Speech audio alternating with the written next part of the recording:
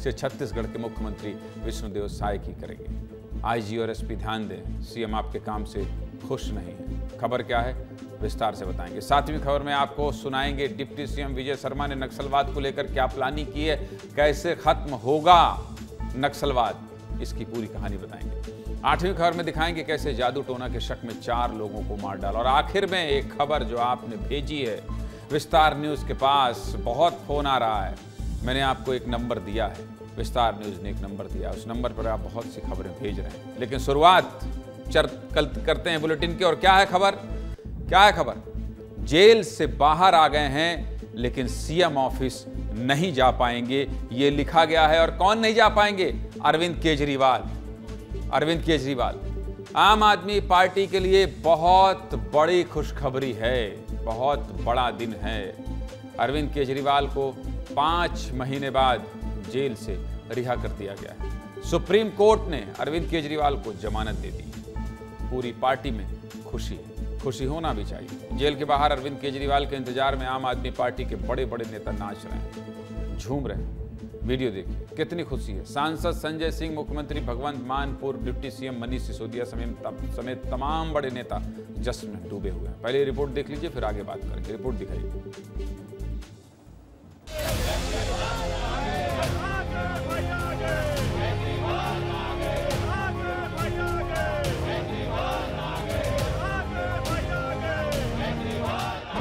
मंसूबों पे पानी फिर गया। वो लोग विपक्ष के नेताओं को जेल में डाल के सत्ता में बने रहना चाहते हैं।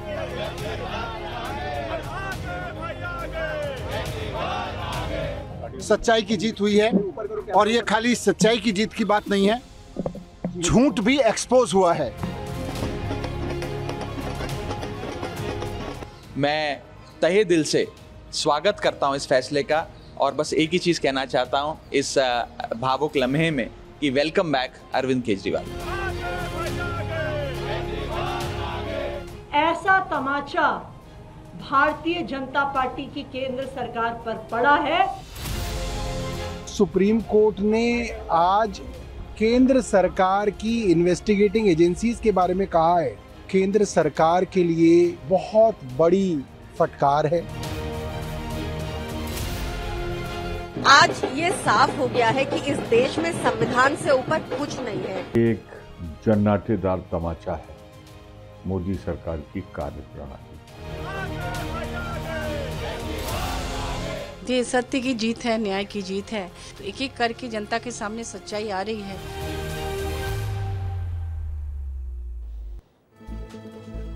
अब सोचिए, पार्टी के मुखिया जेल से रिहा हुए तो खुशी तो होगी ही, लेकिन अरविंद केजरीवाल को सिर्फ बेल मिली है, इसलिए वो अब भी मुख्यमंत्री दफ्तर नहीं जा पाएंगे। ये हम नहीं कह रहे हैं भाई साहब, कोर्ट ने जमानत में यही शर्त रखी है। क्या शर्त है, अब आपको सब कुछ विस्तार से बता देता हूं। जमानत मिलने के बाद भी अरविंद केजरीवाल मुख्यमंत्री ऑफिस नहीं जा पाएंगे। अरविंद केजरीवाल किसी भी सरकारी फाइल पर साइन नहीं कर पाएंगे। 10 लाख रुपए का बेल बॉन्ड भरने की शर्त भी रखी गई है। रिहा होने के बाद यानी छूटने के बाद भी अरविंद केजरीवाल केस से जुड़ा कोई सार्वजनिक बयान नहीं देंगे। साथ ही केस से जुड़े गवाहों को प्रभावित नहीं करेंगे। अगर कभी जरूरत पड़े तो ट्रायल कोर्ट में पेश होंगे और जांच में सहयोग करेंगे। ये पूरा डिटेल में आपको बता रहा था कि क्या क्या अदालत ने कहा। अदालत ने जमानत के लिए वही शर्तें लगाई हैं जो ईडी केस में बेल देते वक्त लगाई गई थी। केजरीवाल के खिलाफ 2 जांच एजेंसी ईडी और सीबीआई ने केस दर्ज किया है। ईडी मामले में केजरीवाल को सुप्रीम कोर्ट से 12 जुलाई को जमानत मिली थी और अब सीबीआई मामले में भी केजरीवाल को जमानत मिल गई, लेकिन शर्तों पर मिली। इस जमानत पर बीजेपी भी खूब सवाल उठा रही है। बीजेपी को भी सुना दीजिए क्या कह रहे हैं बीजेपी के नेता, सुनाइए।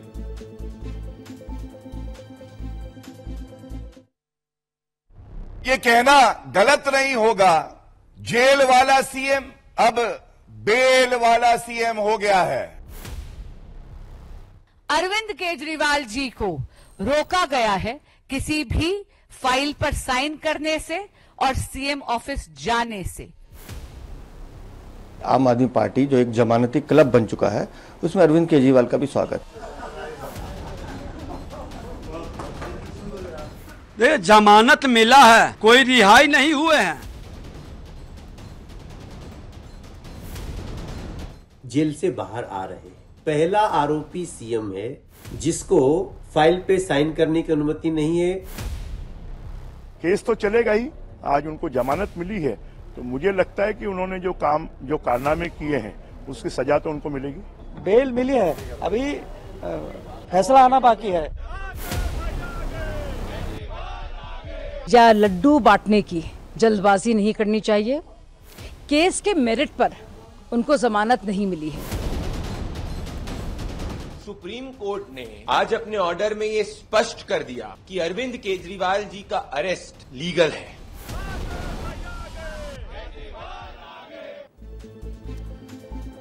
शराब नीति की कुछ बारीकियां समझा देता हूं आपको। दिल्ली शराब नीति में 4 बड़ी गिरफ्तारियां हुई, जिसमें सबसे बड़ा नाम दिल्ली के मुख्यमंत्री अरविंद केजरीवाल का है।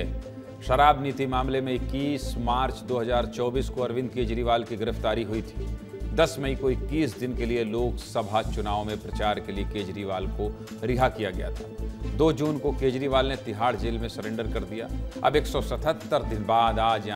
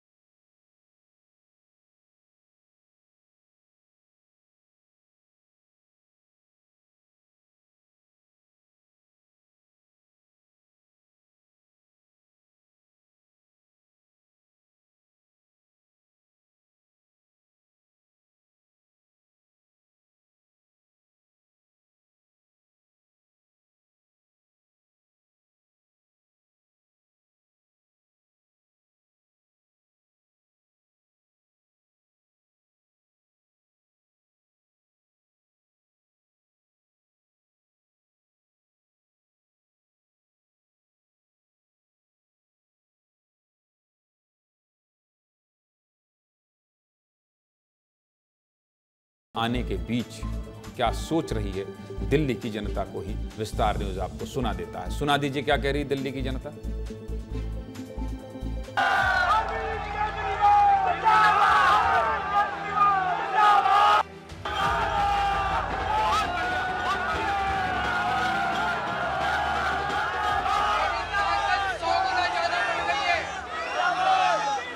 इनकी जेल की मोटी-मोटी दीवारें, इनकी जेल की सलाखें केजरीवाल के हौसले को कमजोर नहीं कर सकती।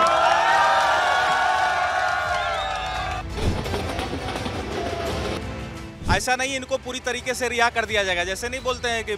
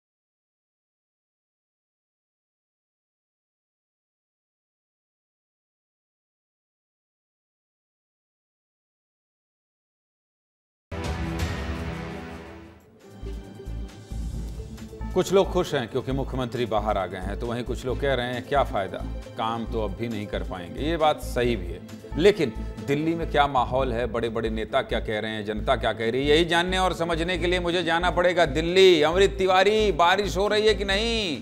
काहे कनपटी पकड़े हुए हैं? अमृत भाई कहाँ खड़े हैं? क्या सुनाई दे रहा है, क्या दिखाई दे रहा है? दिखा दीजिए, सुना दीजिए सब, ज्यादा सवाल जवाब नहीं करूंगा। ज्ञानंद जी, आपकी यहाँ ज्ञानेंद्र जी, मैं यहाँ पे सिविल लाइन्स स्थित अरविंद केजरीवाल के आवास के ठीक सामने खड़ा हूँ। यहाँ पे जो माहौल है एकदम किसी बारात की तरह है, जश्न में डूबा हुआ है। दिवाली मन रही है, पटाखे उड़ रहे हैं, ऐसा लग रहा है गणपति विसर्जन में अगर लोग नाच रहे हैं, ढोल के नगाड़े बजा रहे हैं। तमाम नेता पदाधिकारी यहाँ पे पहुँच रहे हैं। मैं कैमरा पर्सन से चाहूँगा कि वो एक दिखाते जाएँ। ये देखें, ये यहाँ से एंट्री गेट है जहाँ से लोग जा रहे हैं, और यहाँ पे जो है तमाम बैंड बाजा के साथ लोग यहाँ पे अरविंद केजरीवाल का स्वागत करने पहुंचे हुए हैं। आप ये देखिए, मैं चाहूंगा दूसरी तरफ कैमरा पर्सन दिखाएं, यहाँ पे जाम जैसी समस्या हो गई है, गाड़ियों का तांता लगा हुआ है। एक एक टोला बना के लोग यहाँ पे जो है डांस कर रहे हैं, नाच गा रहे हैं। अरविंद केजरीवाल और उनकी टीम ने एक तरफ से कहा जाए हरियाणा चुनाव से पहले ही एक ऐसा चुनावी माहौल में जान फूंकने की एक कवायद यहीं से शुरू कर दी है जिसकी अपेक्षा पहले से की जा रही थी। अरे जनाब इधर आइए, मिठाई खा रहे हैं, केजरीवाल साहब बाहर आ रहे हैं, बड़ी कामयाबी है। क्या कहेंगे, बताइए केजरीवाल साहब। सर, पूरे हिंदुस्तान को, आम पार्टी के कार्यकर्ता को, पूरे जन समूह को बहुत बहुत बधाई। हम धन्यवाद करते हैं उस सर्वोच्च न्यायालय को। जी जी, मैं चाहूंगा ये दिखाना भाई, थोड़ा दिखाइए इसे।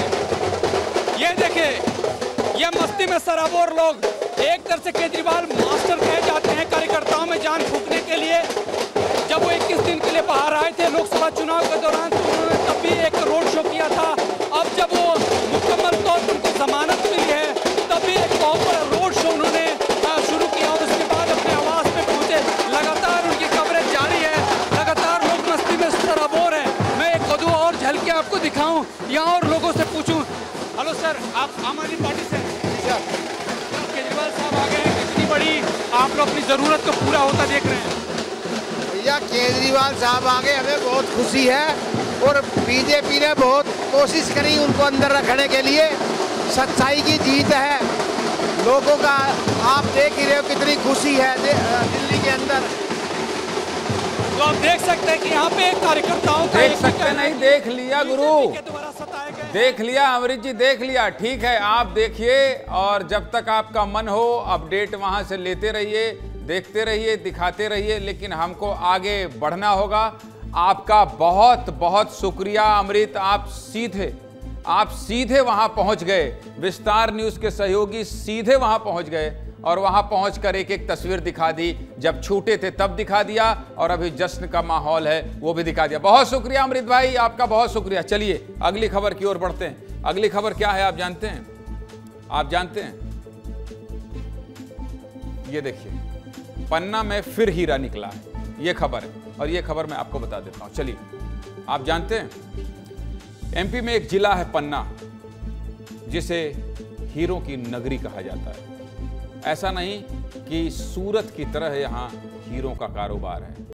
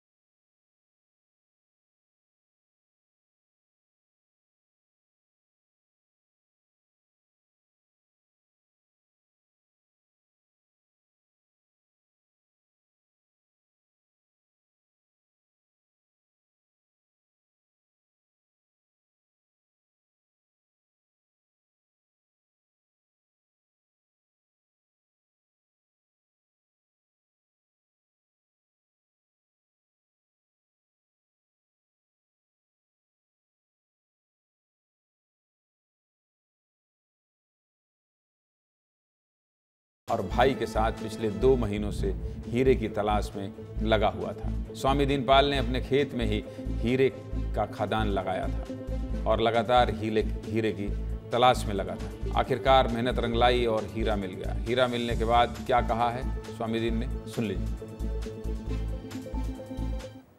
खदान साहब लगाई थी, गर्मियों में खुदवाई थी मशीन से चाल, मचाई कर रहे थे हम खुद से, हम अपने खुद के खेत में कार्यालय से रसीद लेके, और आज 12 बजे करीब हीरा मिला है।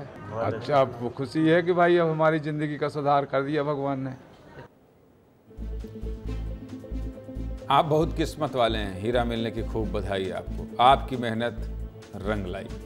इस हीरे को पन्ना के हीरा कार्यालय में जमा किया गया है, जिसके बाद अब हीरे को नीलामी में रखा जाएगा। नीलामी में इसकी कुल कीमत का 12% रॉयल्टी काटकर बाकी का पैसा हीरा पाने वाले मजदूर को दे दिया जाएगा।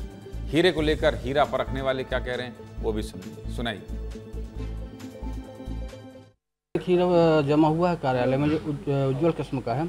निजी क्षेत्र सरकोहा से हीरा प्राप्त हुआ, जिसका वजन 32 कैरेट 80 सेंट है। आने वाली नीलामी में इसको रखा जाएगा। हीरे की अनुमानित कीमत की बात अभी करें, बिल्कुल माप सकते हैं उसको करोड़ों में। करोड़ों में कीमत है भाई इस हीरे की। हीरा पाने वाले मजदूर परिवार की किस्मत बदल गई है, लेकिन इस हीरे की चाहत के पीछे एक दर्दनाक कहानी भी है। पन्ना में हजारों मजदूरों की जिंदगी हीरे की तलाश में निकल जाती है, लेकिन हीरा नहीं मिलता। दिन रात लगकर हीरे की तलाश में खुदाई करते रहते हैं, मजदूरी करते रहते हैं, लेकिन ज़रूरी सुविधाओं का इंतजाम तक मजदूर नहीं कर पाते। 2 वक्त की रोटी भी अच्छे से नहीं जुटा पाते। एक हीरे की तलाश में कई सपने और इरादे अधूरे रह जाते हैं, लेकिन जब एक भी हीरा किस्मत में आता है तो बहुत से अरमान जाग जाते हैं। सुन लीजिए हीरा मिलने के बाद एक मजदूर क्या क्या करना चाहता है। हमारे 4 बच्चे हैं, तो उनको कहीं प्लाट इलाट, कहीं ज़मीन अमीन लेके उनके धंधा पानी में लगाएंगे, कहीं कुछ खेती की ज़मीन हो, कुछ 1-2 दुकानें उकानें खुलवा देंगे। अभी 2 बच्चे हमारे शादी के लिए हैं, तो उनकी शादी भी करनी है। सर, परिवार को, बच्चों को पढ़ाऊंगा, लिखाऊंगा, घर मकान बनवाऊंगा, और थोड़ी अगर जगह ज़मीन बनेगी तो वो ले लूँगा। मैं सर बहुत खुश हूँ, सबको अच्छी दुआ दे रहा हूँ कि मेरे को बड़ों का आशीर्वाद है, माता पिता का और बड़ों का, तो उनके सम्मान करता हूँ और भगवान ने मेरी सुन ली। चलिए, हर दिन आपको, ये तो हीरा वाली खबर थी, आपने देख ली, लेकिन क्या है अगली खबर? क्या है अगली खबर? दिखा दीजिए भाई। बारिश ने बर्बाद कर दिया, विस्तार न्यूज मदद कर रहा है। क्या खबर है ये आपको बता देता हूं। चलिए, बाढ़ बारिश ने सब बर्बाद कर दिया, लहलहाती फसल बर्बाद हो गई।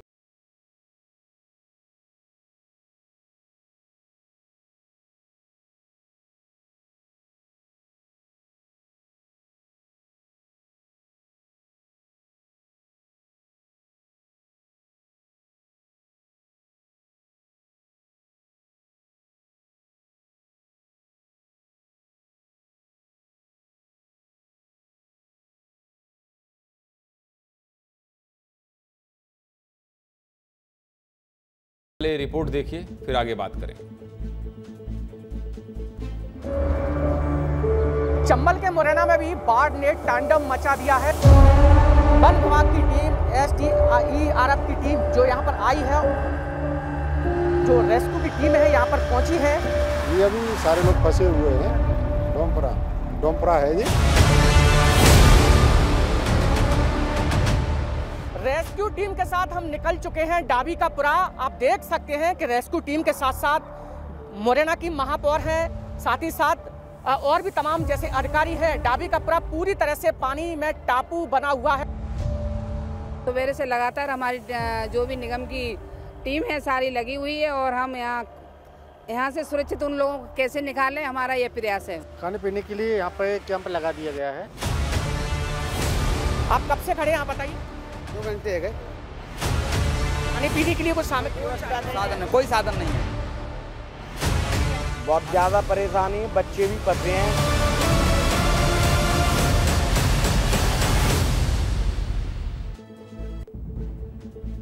अनिल गौर वन विभाग और NDRF की टीम के साथ गांव का हाल जानने पहुंचे। गांव के लोगों ने अपने बीच विस्तार न्यूज़ को देखकर अपना दर्द सुनाया। अनिल गौर के साथ नगर निगम कमिश्नर और मुरैना की मेयर भी पहुंची थी। गांव के अंदर लोग कितने परेशान थे वो भी इस रिपोर्ट में देख लीजिए, दिखाइए। बारिश से मुरैना में हजारों बीघा फसल बर्बाद हो गई है। कई गांव में लोग फंसे हुए हैं। एक एक तस्वीर आपको दिखा रहे हैं। भिंड में देखिए, ये बर्बादी की बारिश है। किसानों का कितना नुकसान हुआ है। गुना में भारी बारिश का रेड अलर्ट है। शिवपुर में देखिए, पुलिया पर पानी का कितना तेज बहाव है, लेकिन यात्रियों से भरी बस लेकर ड्राइवर पानी में उतर गया। बड़ी लापरवाही है। सबसे पहले रिपोर्ट देख लीजिए, फिर आगे और तस्वीर दिखाएंगे। देखिए।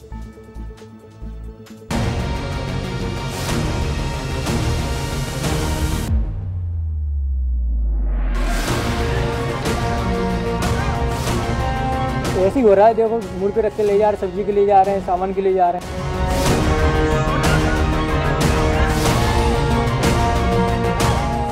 पानी भरने की वजह से खाना तक नहीं बना है। देखो कितनी खराब है, क्या करें।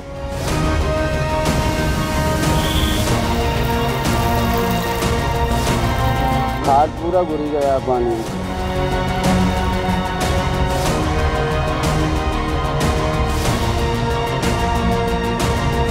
नदी से कितना क्या नुकसान हुआ? कम से कम 4 बीघा खत्म हो चुकी।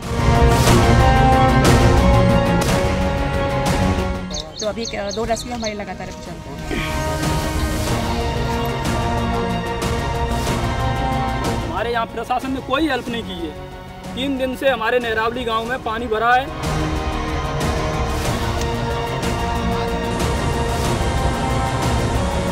गुना में रेड अलर्ट है और बीते 48 घंटों से ये बारिश हो रही है।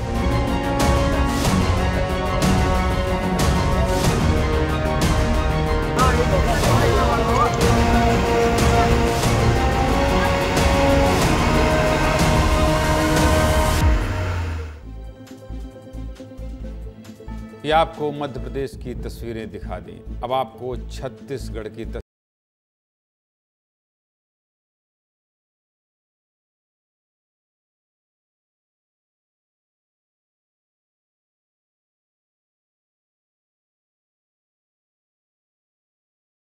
बढ़ गया है। पानी बढ़ा है तो गांव तक पहुंच गया है। बस इसीलिए ये हाल है। समझ रहे हैं छत्तीसगढ़ में कितने परेशान हैं लोग, ये भी देख लीजिए। दिखाइए छत्तीसगढ़ की रिपोर्ट।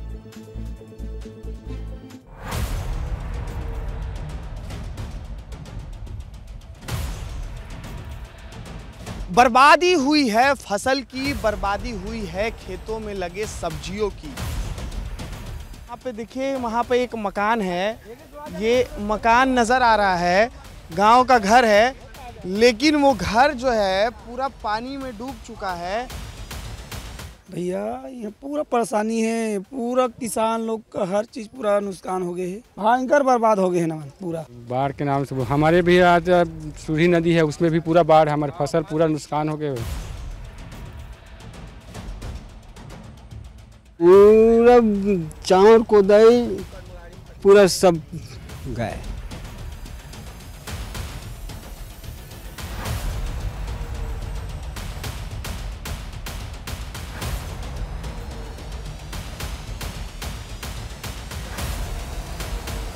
घर के अंदर पानी इतना है कि सिर्फ खड़े खड़े पूरी रात हम लोग काट रहे हैंगे, और न घर में अभी चाय बनी है, न खाना बना है। अभी 10-11 बज रहा है।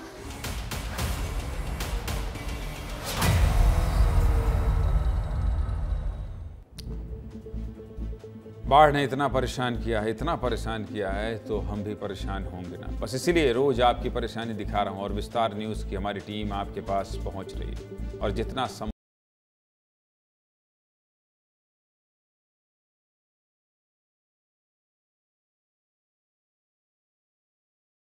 पिता और बेटे का प्यार बहुत गहरा होता है। और कैसा होता है, जानना समझना चाहते हैं तो दिखाता हूं। उज्जैन की कहानी है, मध्य प्रदेश के उज्जैन की। बच्चा ठीक हुआ तो 82 किलो नोट दान दिया। 82 किलो में कितना पैसा है?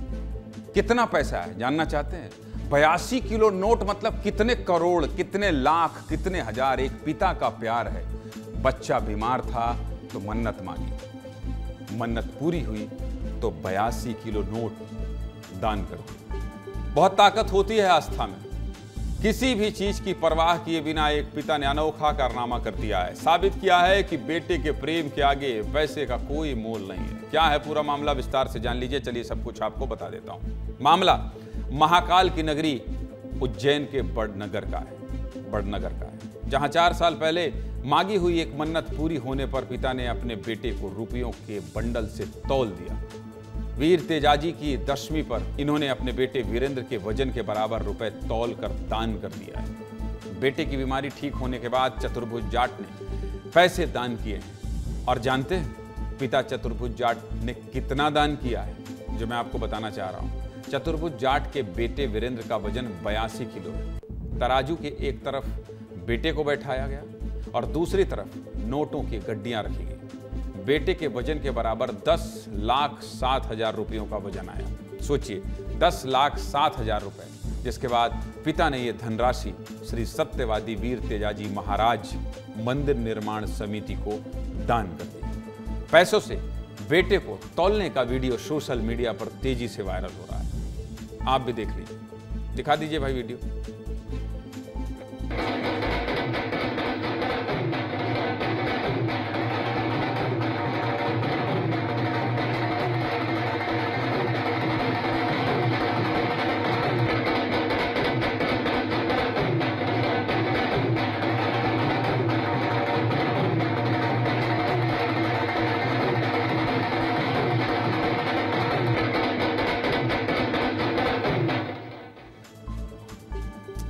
बैंड बाजा के साथ मन्नत पूरी की गई है। आखिर पिता का दिल है भाई। एक पिता अपने बेटे के लिए कुछ भी कर सकता है। मैं भी एक पिता हूं, इसलिए पिता की भावनाओं को बखूबी समझता हूं। 2 बच्चों को घर में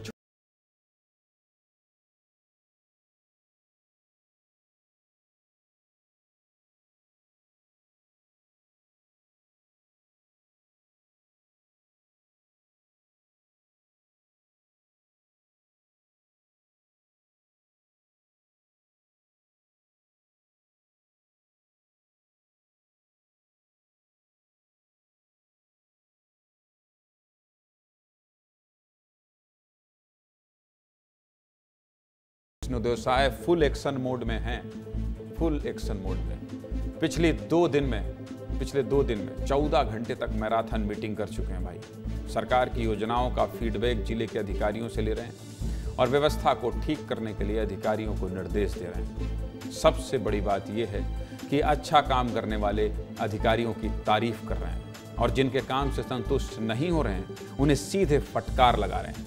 आज किन किन अधिकारियों को सीएम ने फटकार लगाई है और किसकी तारीफ की है, इस पर विस्तार से चलिए बात कर लेते हैं। सब कुछ आपको दिखा देते हैं। पहले दिन रायपुर के सर्किट हाउस में मुख्यमंत्री विष्णुदेव साय ने राज्य के सभी कलेक्टर, संभाग आयुक्त और जिला पंचायत सीईओ की बैठक ली। 7 घंटे तक बैठक चली। मुख्यमंत्री ने अपनी नाराजगी जताई। दूसरे दिन मतलब आज बड़ी खूबसूरत तस्वीर सामने आई। क्लासमेट की तरह सभी जिले के एसपी कलेक्टर अगल बगल बैठे रहे। मतलब हर जिले से कलेक्टर एसपी की जोड़ी मीटिंग में शामिल हुई। इनके सामने सभी संभाग के आईजी बैठे हुए थे। अब मीटिंग में क्या क्या हुआ ये आपको बता देते हैं विस्तार से। मुख्यमंत्री विष्णुदेव साय अपने व्यवहार के विपरीत अंदाज में नजर आ रहे हैं इन दिनों। दुर्ग संभाग ने आईजी और एसपी के काम पर नाराजगी जताई। मुख्यमंत्री विष्णुदेव साय ने 100 से ज्यादा अधिकारियों की मौजूदगी में दुर्ग रेंज के अधिकारियों को खूब डांटा है। क्या कहा है मैं आपको बताता हूं, सुन लीजिए। दुर्ग पुलिस रेंज को और ज्यादा मेहनत करने की जरूरत है। हत्या और डकैती के मामले 6 महीने में भी नहीं सुलझ पा रहे हैं। ये कौन कह रहा है? मुख्यमंत्री कह रहा है।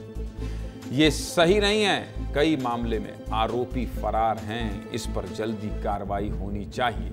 किसान सम्मान निधि में धोखाधड़ी का मामला सामने आया था। ऐसे गड़बड़ी भविष्य में दोबारा नहीं होना चाहिए। चेतावनी भी दे रहे हैं मुख्यमंत्री विष्णुदेव साय। प्रतिबंधात्मक मामलों में देरी ना हो और जिला बदर की कार्रवाई केवल कागजों पर ना हो बल्कि वास्तव में हो। जमीन पर यह कार्रवाई दिखाई देनी चाहिए। बहुत सख्त तेवर अपनाए हैं मुख्यमंत्री विष्णुदेव साय ने। बिलासपुर और बस्तर को लेकर मुख्यमंत्री ने तारीफ की है। बिलासपुर रेंज में अपराध में कमी को लेकर मुख्यमंत्री ने सराहा है। लेकिन मुख्यमंत्री ये भी कहते नजर आए कि इससे संतोष नहीं करना है। सीएम ने धार्मिक मामलों में लापरवाही नहीं करते हुए तुरंत कार्रवाई करने का आदेश दिया है। वहीं हत्या जैसे मामले में साफ साफ कहा है कि देरी बिल्कुल भी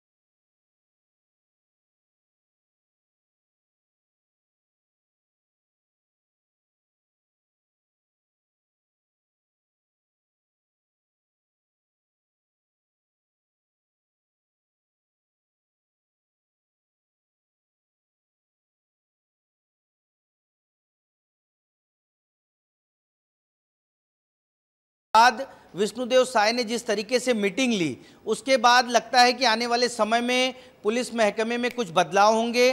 इसके साथ ही कल जो प्रशासनिक अधिकारियों की बैठक लिए थे, कलेक्टर और तमाम अधिकारियों की, उनमें भी जो काम नहीं कर पा रहे हैं, जिनका परफॉर्मेंस कमज़ोर है, उनको भी बदला जा सकता है। दूसरा, मुख्यमंत्री ने जो टास्क दिया है कि तालमेल से पूरी व्यवस्थाओं को सुधारा जाए।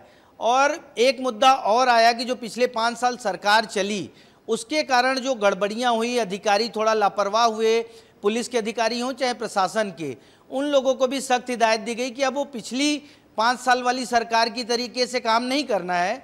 ये नई सरकार है और नए तरीके से, नए जोश के साथ काम करना है। कुल मिलाकर मृगेंद्र भाई, कुल मिलाकर मुख्यमंत्री ने इस बैठक के बाद ये संदेश दे दिया है कि भाई सरकार अभी सेट हो रही थी और अब जो है आप लोग भी सेट हो जाइए और सरकारी सिस्टम को अपसेट करने की कोशिश मत कीजिए। यही संदेश था, नहीं तो आप लोग अपसेट हो जाएंगे। सीधे सीधे तल्ख तेवर था। बहुत शुक्रिया आपका, बहुत शुक्रिया आपका। चलिए अगली खबर क्या है, अगली खबर क्या है, डाल दीजिए भाई। क्या है? विस्तार न्यूज़ के पास बहुत फ़ोन आ रहे हैं, बहुत मैसेज आ रहे हैं। और मैं ये क्यों कह रहा हूँ पता है आपको? अब तो लोग बुलाने लगे हैं कि आइए ना भाई हमारी समस्या देख लीजिए। विस्तार न्यूज़ आपका अपना चैनल लोगों की उम्मीद बनता जा रहा है। बड़ी समस्याएं तो ठीक है, लेकिन अब छोटी छोटी समस्याओं के लिए भी लोग विस्तार न्यूज़ को अपना मसीहा समझने लगे हैं। हर समस्या के समाधान के लिए विस्तार न्यूज़ के पास आने लगे हैं। और आपको सच बताऊं कि ये सब मुझे बहुत सुकून देता है। मैं हर दिन शो के अंत में आपको अपना यानी विस्तार न्यूज़ का नंबर देता हूं और कहता हूं कि कोई समस्या हो तो आप विस्तार न्यूज़ को तुरंत बताएं। हम अपने सहयोगी को आपके पास भेजेंगे, आपकी समस्या जिम्मेदारों तक पहुंचाएंगे और खबर अपने चैनल पर प्रमुखता से दिखाएंगे। तो हमसे संपर्क किया मध्य प्रदेश के सतना की रहने वाली सरोज ने, और उन्होंने हमसे अपनी समस्या बताई और हमने तुरंत अपने सहयोगी को सरोज के पास भेजा। सबसे पहले तो सुनिए सरोज क्या कह रही हैं, उसके बाद उनकी समस्या पर बात करता हूं। सरोज क्या कह रही हैं, सुनाइए। मैं सरोज तिवारी गंगापुरम कॉलोनी की निवासी हूँ, घवारी गली नंबर 5। मैं विस्तार न्यूज़ विजयानक विस्तार न्यूज़ देखती हूँ 344 नंबर, जिसमें ज्ञानेंद्र तिवारी जी का एक तो प्रोग्राम आता है, उसको हम सब परिवार मिलके देखते हैं और उसमें एक नंबर दिया रहता है। उस नंबर के हमने संपर्क किया, अपनी समस्याएं बताई। 24 घंटे के अंदर विकास पांडे जी हमारे घर आए और उनने हमारी समस्या देखी।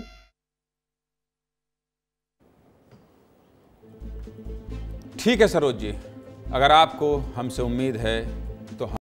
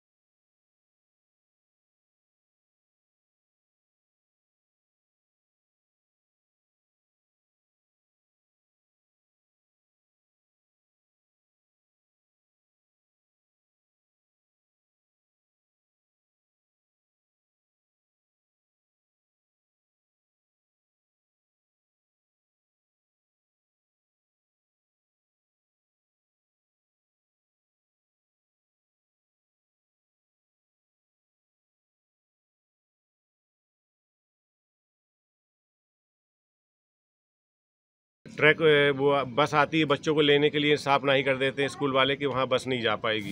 दूसरी समस्या गैस सिलेंडर की आती है, जो देने के लिए घर में मना कर देते हैं। सबसे बड़ी समस्या हमारे रोड की है और नाली की समस्या है। रोड की तो हालात आप स्वयं देख रहे हैं। महापौर जी ने इसका उद्घाटन किया था कि रोड बनाएंगे, लेकिन पता नहीं वो भूल गए। देखिए ना, यहाँ तक कीचड़ पानी है, बहुत ज़्यादा बच्चे गिरते हैं और हम लोग को निकलना मुश्किल होता है। रोज़ के पाँव हाथ टूट रहे हैं, क्या करें, बहुत ज़्यादा दिक्कतें हैं, रोज़ एक्सीडेंट हो रहा है यहाँ। मैं कहता हूं ना कि हम खबर को सिर्फ दिखाते नहीं हैं बल्कि जिम्मेदारों तक पहुंचाते भी हैं। तो हमारे सहयोगी पहुंच गए पार्षद के पास। सुन लीजिए क्या कहना था, क्यों नहीं बन पा रही है सड़क, सुनाइए पार्षद। इसके लिए तो हम लगे हैं और विधायक प्रतिनिधि हैं रामकुमार तिवारी जी, वो भी काफ़ी लगे हैं और हुआ भी, भूमि पूजन इसका हो चुका।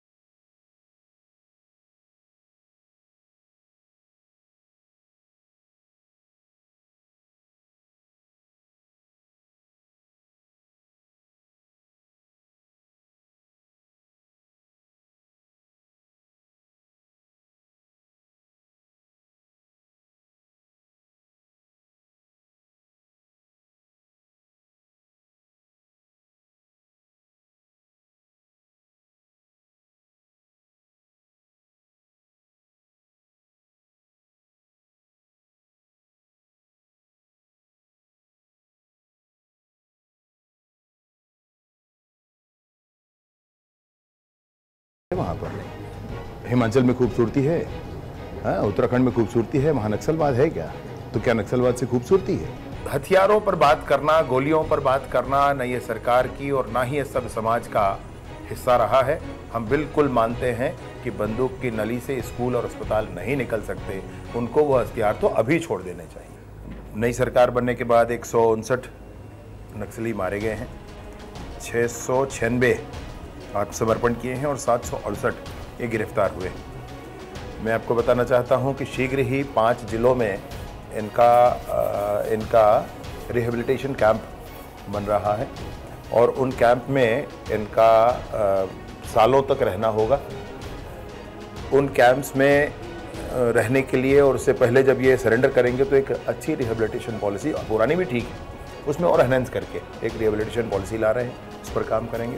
मैं सोचता हूं कि आने वाले समय में सारी बातों को मिला करके नए लड़के उधर ना जाएं, इसके लिए कुछ खेल और साहित्य की तरफ भी हम आगे बढ़ेंगे। निर्धारित समय में पूर्ण नियंत्रण की स्थिति बनेगी। नमस्कार, मैं हूं विजय शर्मा। 2023 में कवर्धा से विधायक चुना गया हूं और बतौर गृह मंत्री आपकी सेवा कर रहा हूं। मैंने और हमारी सरकार ने यह संकल्प लिया है कि छत्तीसगढ़ से नक्सलवाद का अंत करेंगे। माननीय विष्णुदेव साय जी ने भी इस बात का संकल्प लिया है। खबरों से अपडेट रहने के लिए आप देखते रहें विस्तार न्यूज़। वैसे तो आज की क्लोजिंग छत्तीसगढ़ के डिप्टी सीएम और गृह मंत्री विजय शर्मा ने कर दिया है कि देखते रहें विस्तार न्यूज़। लेकिन आपको पता है, देश के गृह मंत्री अमित शाह ने इन्हीं गृह मंत्री डिप्टी सीएम विजय शर्मा की तारीफ की है। जब तारीफ की उसके बाद बंद कमरे में भी बात हुई है। और क्या क्या कहा है आपको पता है? नक्सलवाद को कैसे खत्म करना अमित शाह ने और क्या क्या प्लान दिया है, ये सब कुछ विस्तार न्यूज में दिखाएंगे। कब? कल रात 9 बजे। ये पूरा इंटरव्यू 9 बजे दिखाएंगे और यकीन मानिए मैं ये दावा कर रहा हूं, विस्तार न्यूज आपसे ये दावा कर रहा है कि गृह मंत्री अमित शाह की तारीफ के बाद क्या एक्शन प्लान है नक्सलवाद को खत्म करने को लेकर। पहली बार गृह मंत्री ने इसका खुलासा किया है। कल रात 9 बजे विजय शर्मा का इंटरव्यू देखिएगा। लेकिन अभी इसी नंबर पर खबरें आना शुरू हो गई हैं और मेरा रिपोर्टर पहुंच रहा है, इसलिए आपसे फिर कह रहा हूं 8282824982 पर आप भी अपनी समस्या भेजिए, हम दिखाएंगे, प्राइम टाइम में दिखाएंगे, पतली सी नाली की खबर दिखाएंगे। हमारे लिए आप महत्वपूर्ण हैं, हमारे लिए आपकी समस्या महत्वपूर्ण है, प्राइम टाइम और टीआरपी नहीं। फिलहाल मुझे इजाजत दीजिए और आप बने रहिए विस्तार न्यूज के साथ।